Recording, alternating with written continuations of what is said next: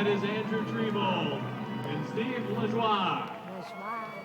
Of course, both winners last year, and it looks like they are going to defend that title. They're sponsored by the Marathon-Grayling and McLean & Son Construction. Andrew Triebold, winner last year. 11 for Steve Lajoie and Ben win last year. Give it up!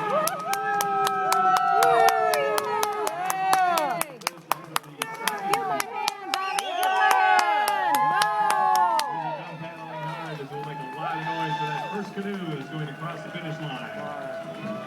2011 Ausable River Canoe Marathon. Steve Lajoie. Giddy up. Andrew Triebold paddling hard to the finish line. Defending their title from last year. Setting a hard pace.